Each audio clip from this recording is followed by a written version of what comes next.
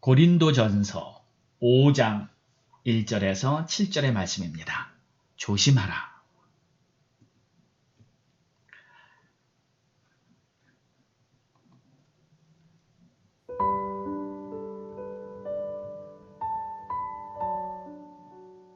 너희 중에 심지어 음행이 있다함을 들으니 그런 음행은 이방인 중에서도 없는 것이라. 누가 그 아버지의 아내를 취하였다 하는도다. 그리하고도 너희가 오히려 교만하여져서 어찌하여 통한이 여기지 아니하고 그 일 행한 자를 너희 중에서 쫓아내지 아니하였느냐. 내가 실로 몸으로는 떠나 있으나 영으로는 함께 있어서 거기 있는 것 같이 이런 일 행한 자를 이미 판단하였노라.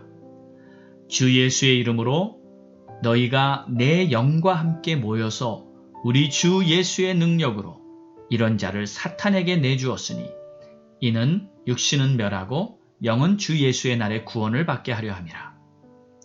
너희가 자랑하는 것이 옳지 아니하도다. 적은 누룩이 온 덩어리에 퍼지는 것을 알지 못하느냐. 너희는 누룩 없는 자인데 새 덩어리가 되기 위하여 묵은 누룩을 내버리라. 우리의 유월절 양 곧 그리스도께서 희생되셨느니라. 아멘.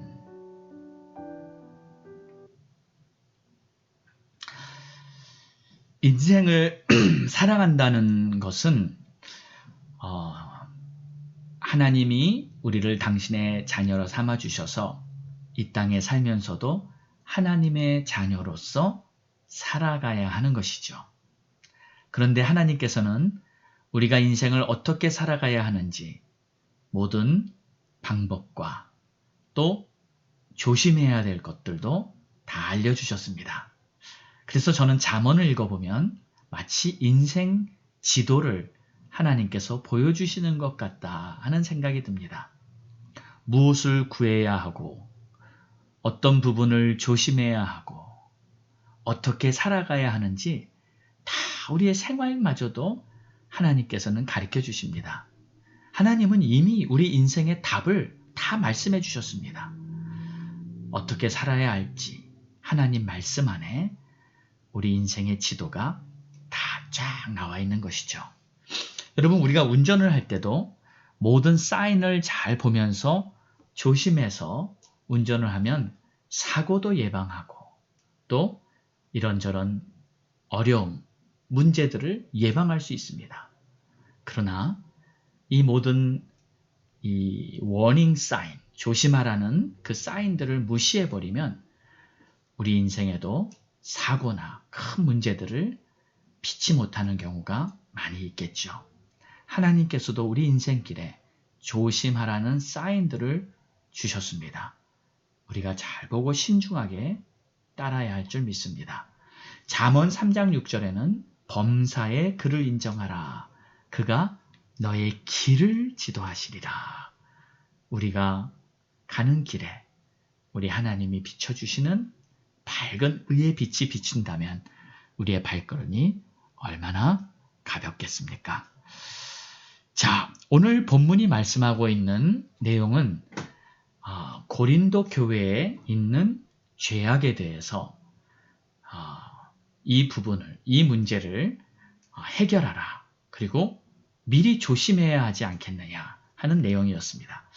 자, 1절을 보니까 너희 중에 심지어 음행이 있다함을 들으니 이런 음행은 이방인 중에도 없는 것이다.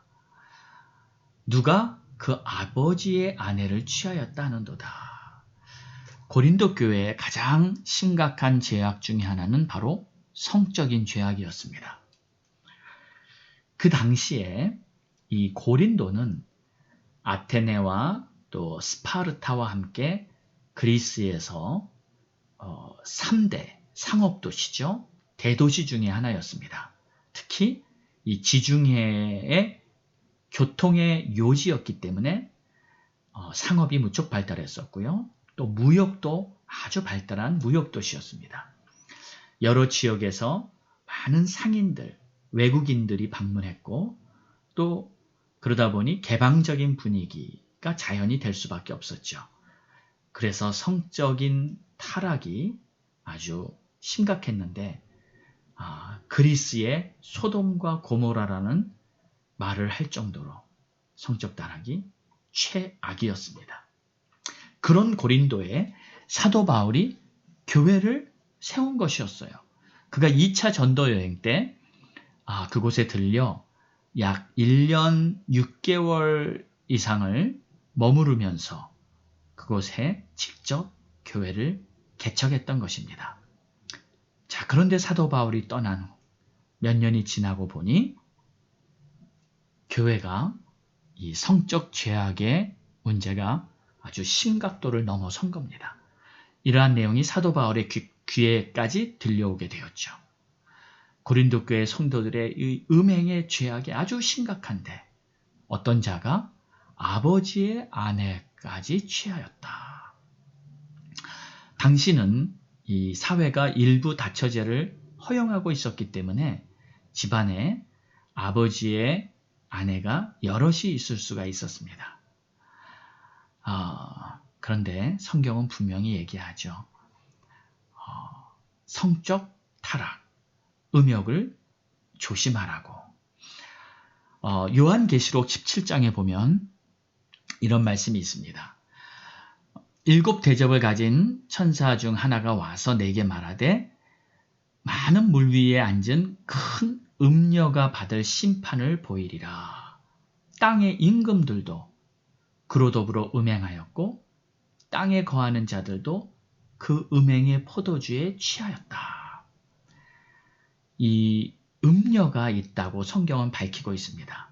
그런데 이 음녀는 음행을 저지르게 하는 이 영적 음행의 어미라고 할 수 있어요. 그래서 사람들을 왕이건 또 권세자건 그들이 음행하여 넘어지도록 유혹하는 그러한 장본인이죠. 결국에 하나님의 심판을 받게 됩니다. 그런데 음행한 자들도 함께 그들의 육신에 심판을 받게 된다는 것을 오늘 성경은 말하고 있죠. 5절을 보면 이렇게 말하고 있습니다. 이런 자를 사탄에게 내주었으니 여기서 말하는 사탄은 바로 음녀를 말하는 것이죠. 이는 육신은 멸하고 영은 주 예수의 날에 구원을 받게 하려 함이라. 자, 음녀, 사람들을 음행으로 유혹해 온 장본인, 결국에 하나님의 심판을 받게 되는데 이 음행에 연루됐던 사람들도 그 심판을 피할 수가 없는 것이죠. 그래서 예수 그리스도의 피로 깨끗함을 받고 육신을 거룩한 성전으로 삼아서 우리는 순결을 지켜야 합니다. 육신의 순결뿐 아니라 영적인 순결함도 잘 지키고 있다가 신랑 되시는 우리 주님 다시 오실 때 그때 거룩한 몸으로 주님을 맞이할 준비를 해야 하는 것이죠. 혹시 사람들이 음행의 죄악에 넘어졌을 때 하나님께서 그의 마음에 하나님의 말씀으로 깨달음을 주신다면 그때 즉시 주님 앞에 회개하고 하나님, 내가 정말 속았습니다. 내가 이 음녀에게 속았습니다. 그리고 이제 나의 몸을 거룩한 성전으로 삼아 하나님의 성령이 거하시고 주님을 섬기는데 부족함이 없도록 나를 깨끗게 하옵소서.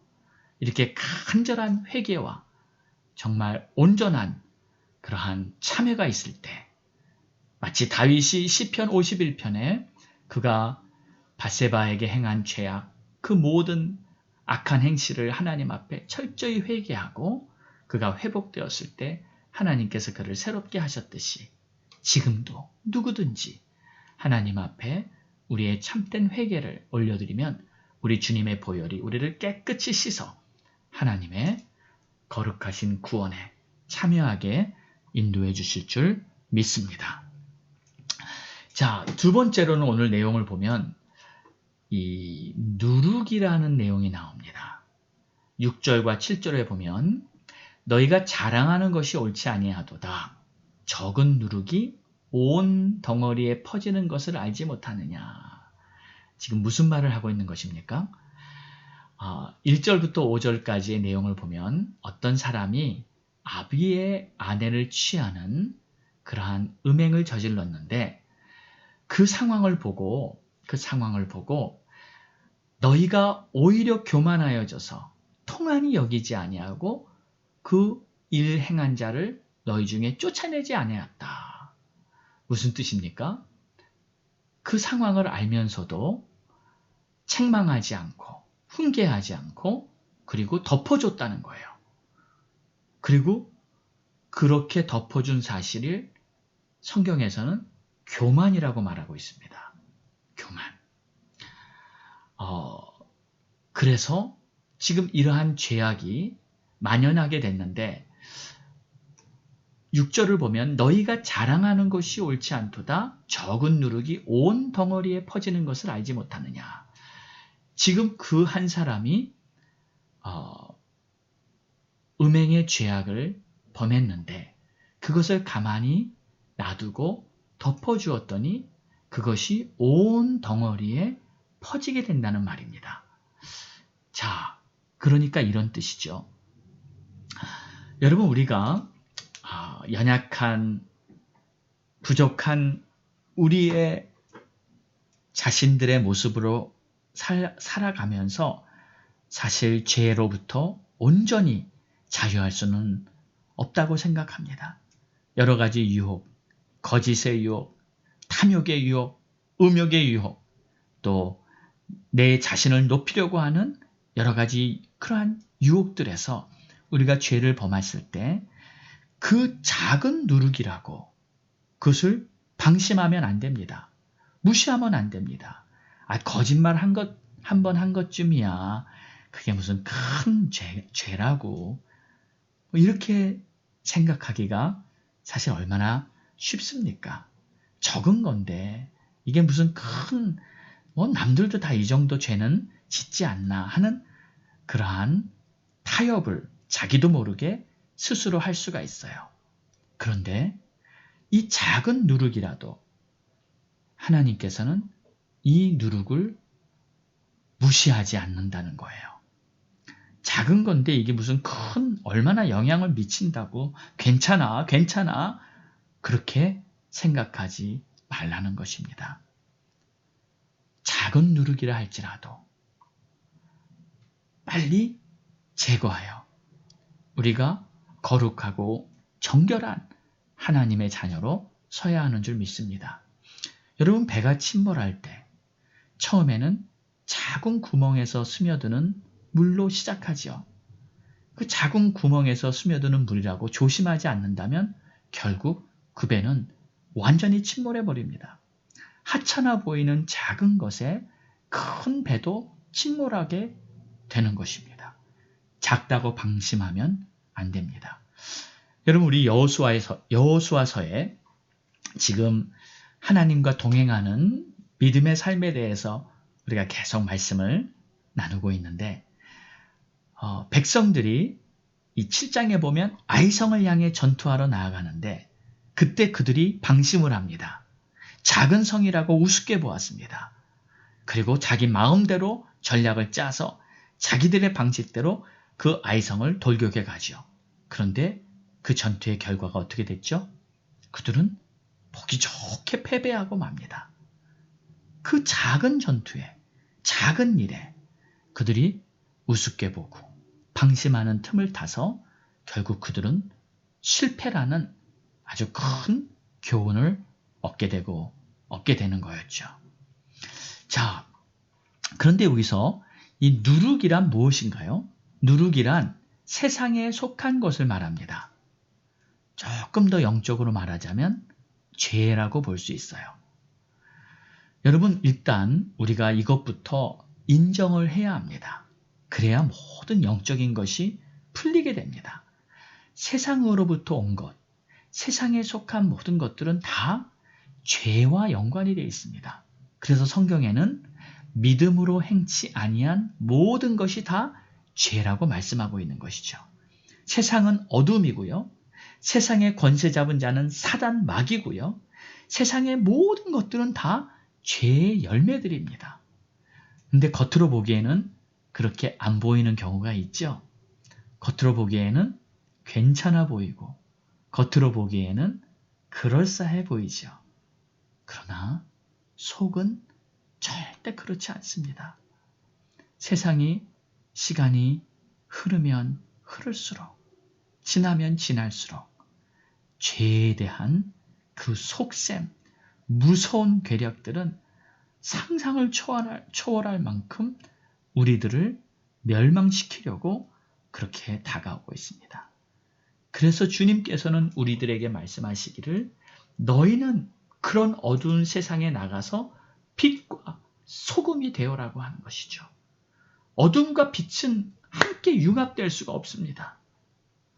그런데 만약에 우리가 세상에서 좋아 보인다고, 세상이 괜찮다고 세상의 방법을 하나씩 둘씩 받아들이면서 그것을 가지고 내 인생의 길잡이로 삼는다면, 그 세상에서 가져온 모든 것들을 내 인생의 요령으로 삼는다면 결국 우리의 인생 배는 침몰할 수밖에 없는 그러한 안타까운 공경에 처하게 될 것입니다. 여러분, 우리는 이 세상에 살고 있어요. 그래서 세상과 떨어질래야 떨어질 수는 없습니다. 그래서 제가 그런 비유를 많이 드렸죠. 우리는 바다 한복판에 떠 있는 배와 같다고. 물론 이 배는 바다에 붙어 있어요. 그러나 결코 바다와 물과 휩싸이지는 않습니다. 결국 물과 하나 되지는 않아요. 물과 딱 거리를 두고 물과 함께 섞이지 않으면서 인생 항로를 쭉 진행해 나가는 것이죠. 그 배에 작은 구멍이라도 생기면 결국 물이 들어오는 순간부터 그 배는 침몰하게 되는 것입니다. 그런데 하나님의 백성이라는 우리들이 빛을 발하고 소금의 역할을 해야 되는데 사실 그렇게 해오지 못한 것을 우리는 하나님 앞에서 죄송스럽게 생각하고 부끄럽게 생각하고 하나님 앞에 철저하게 회개해야 하는 줄로 믿습니다. 때론 사람들은 세상에 나가면 세상 권세에 바로 눌려서 그냥 세상이 시키는 대로 다 따라하는 그러한 모습들을 보곤 합니다. 세상이 무서운 거예요. 두려운 거예요. 마치 12명의 정탐꾼이 가나안 땅에 가서 보았을 때 그 가나안 땅 세상 사람들이 두렵고 무서워 보였던 그 눈을 여전히 그대로 가지고 있는 거예요. 싸움도 해보지 않고 겁에 잔뜩 질려가지고 벌벌 떠는 그 10명의 정탐꾼들. 그들이 혹시 오늘날 우리 성도들의 모습은 아닌가요? 혹시 나의 모습은 아닌가요? 우리 교인들은 절대 이런 모습이 되지 않기를 주의 이름으로 축원합니다. 세상을 두려워하지 마십시오. 하나님을 두려워하십시오. 모든 것을 죽이기도 하고 살리기도 하는 하나님을 두려워하면서 믿음의 선한 싸움을 싸우는 저와 우리 모든 성도님들 되시기를 주의 이름으로 축원합니다. 또 하나, 이런 작은 누룩을 받아들이고 타협하는 그러한 사람들에게 문제가 있습니다. 그것은 바로 아직도 세상이 좋은 거예요. 세상 것들이 좋고 세상 친구들과 즐기고 노는 것이 아직도 더 좋은 거예요.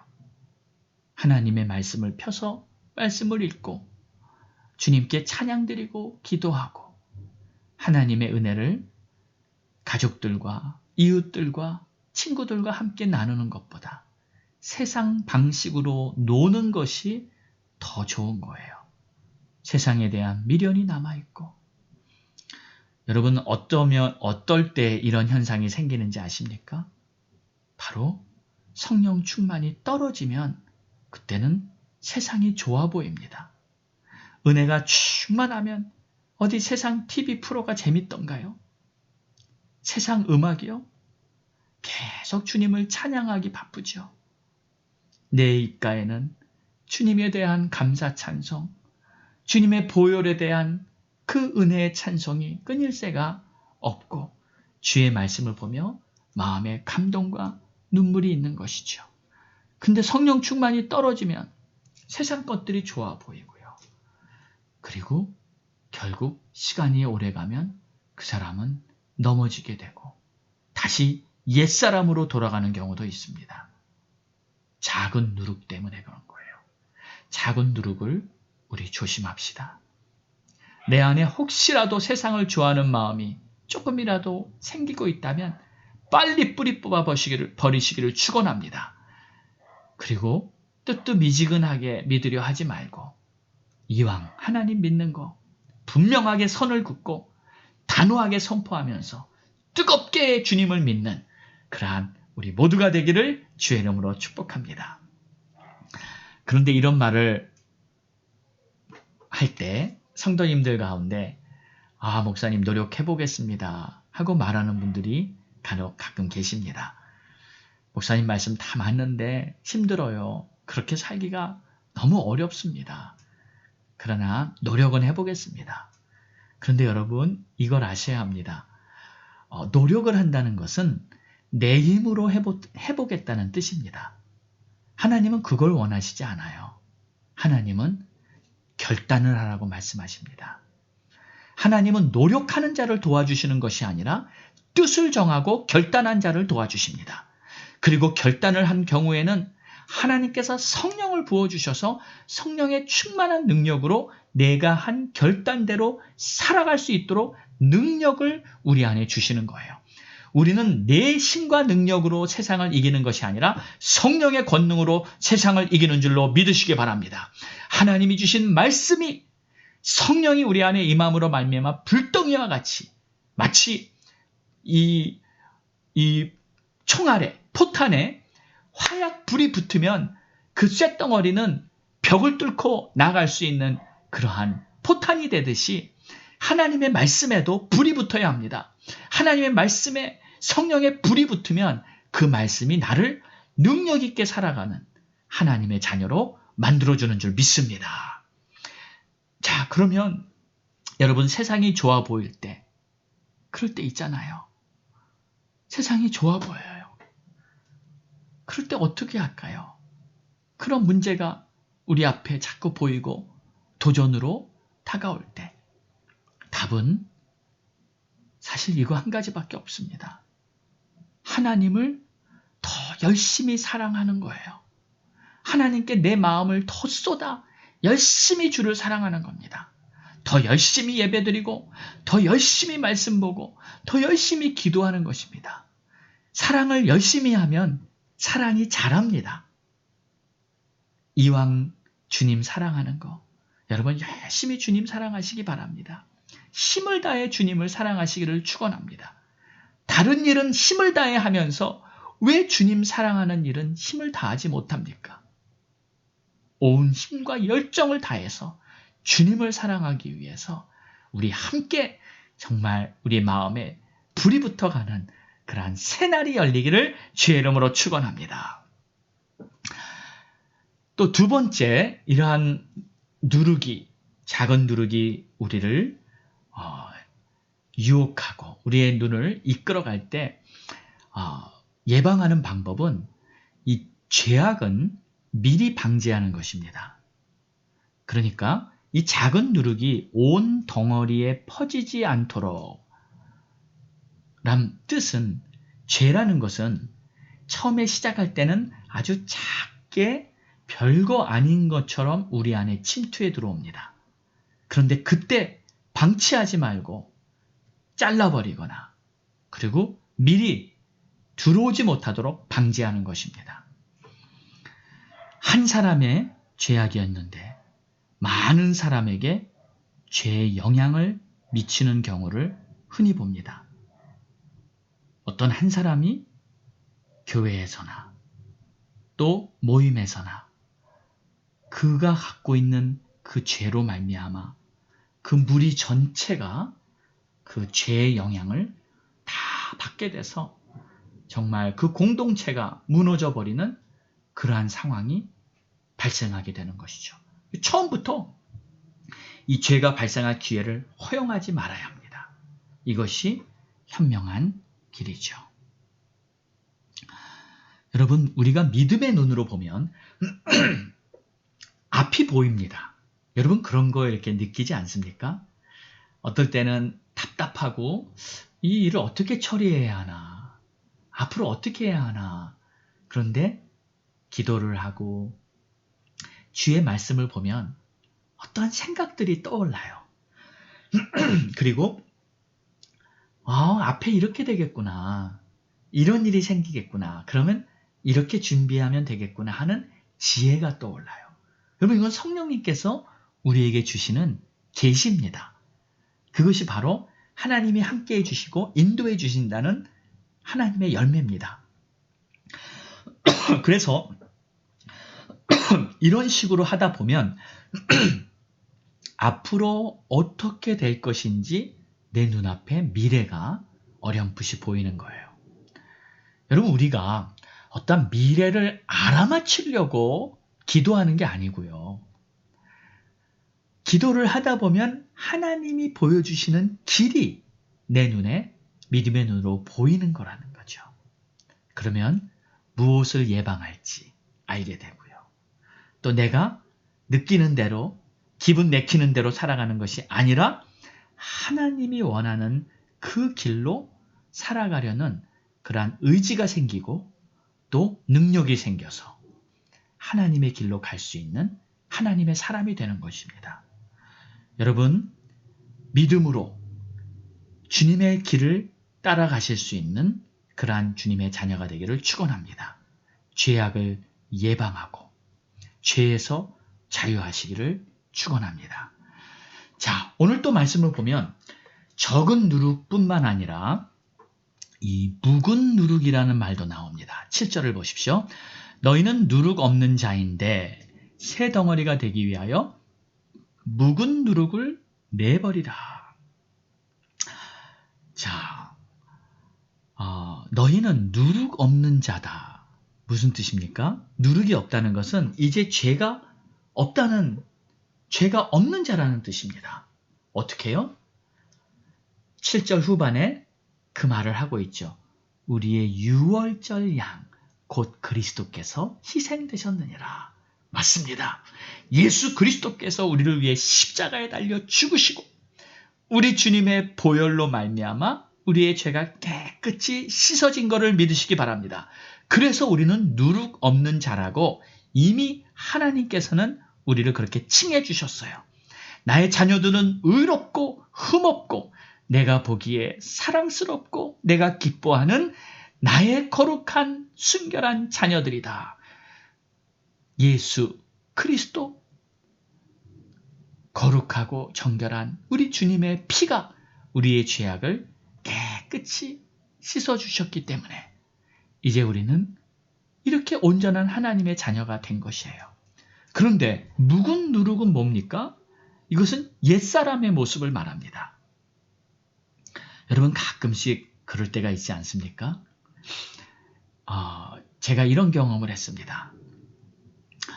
정말 은혜 받고 모든 것을 다 이제 세상 것들 다 내버리고 그때 골프 좋아했던 골프 끊고요. 술, 담배 좋아했던 거 다 끊고요. 그리고 내가 이제는 정말 주를 위해 살아야지. 이러한 결단을 하고 정말 일주일에 매일 교회 가서 성경 공부하고 기도 모임하고 그리고 전도 배우고 열심히 이렇게 살아가다가 몇 개월이 그렇게 지난 후에 이런 마음이 생기더라고요. 담배가 피우고 싶은 거예요. 또 제가 사실 담배를 좀 일찍이 배우고 청년 때 담배를 좀 많이 피웠습니다. 그런데 은혜 받고 새 사람이 된 후에 다 옛날 거를 버렸죠. 그런데 이상하게 담배를 또 피우고 싶은 그러한 마음이 내 안에 쭉 생기는데 그때 벌써 오래전이죠. 30대 초반이니까 리커스토어에 가서 담배를 샀습니다. 맥주도 한 캔 샀습니다. 그리고 제 사무실에 와서 이제 그것을 마시고 담배를 피우려고 하는데 제 마음속에 하나님의 책망이 들려요. 너 그러고 어떻게 내일 교회 가서 찬양을 드릴래? 그 음성이 제 마음속에 들리는 거예요. 저는 그 자리에서 바로 담배를 그냥 다시 버려버리고요. 그리고 하나님 앞에 기도했어요. 하나님, 내가 이렇게 부족하고 내가 이렇게 연약합니다.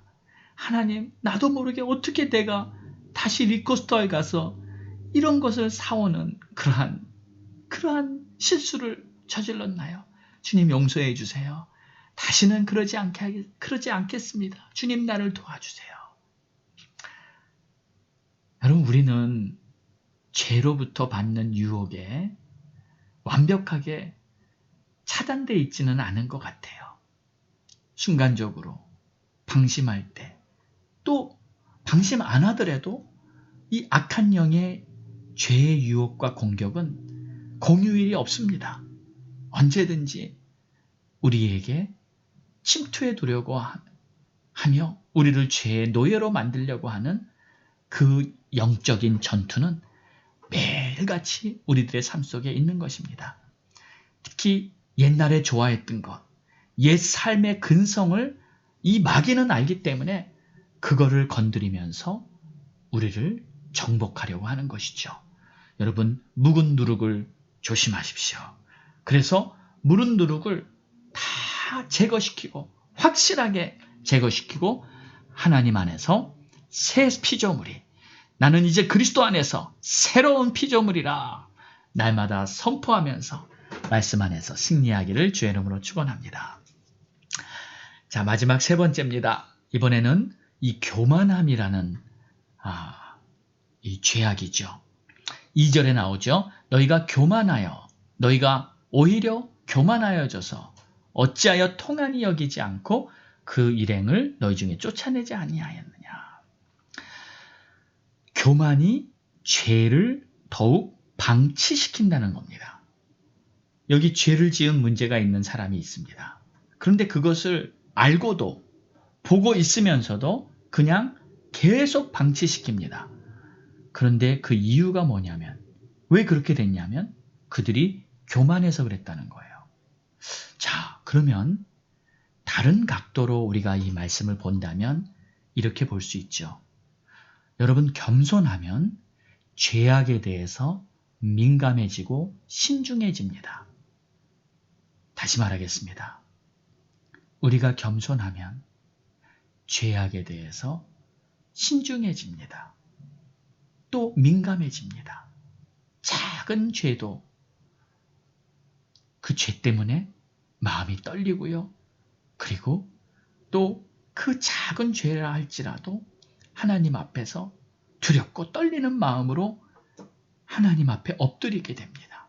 하나님의 자비와 긍휼을 구하게 됩니다. 누가요? 겸손한 자가. 여러분, 혹시 지금 우리는 전 세계적으로 아마 그런 것 같아요. 거의 모든 교회마다, 한국 교회고 미국 교회고 또 어느 선교지의 교회고 어느 선교사님이고 누구든지 간에 지금 공통적으로 이 코비드 사태가 터진 후부터 하나님이 교회에 주는 메시지가 있다. 우리 교회들이 회개해야 된다 하는 말을 우리 전 세계적으로 지금 하고 있습니다. 다 지금 알고 있는데 지금 회개가 잘 되고 있습니까? 우리 청해에서도 청해 목사님들과 함께 그런 얘기를 나눴습니다. 회개의 양이 채워져야 하는데, 회개의 양이 채워져야 하는데, 주여, 왜 우리가 회개가 잘 안 될까요? 혹시 그 이유가 교만함이 아닌지 모르겠어요. 교만해지면 스스로 모든 것을 판단하고 스스로 해결해 보려고 합니다. 그러니까 하나님의 뜻에 맡기고 하나님의 도우심을 구하는 것이 아니라 내가 스스로 모든 것을 해보려고 하는 그러한 자만심이 생기는 것이죠. 하나님의 마음에 대해서 생각해 보지를 않습니다.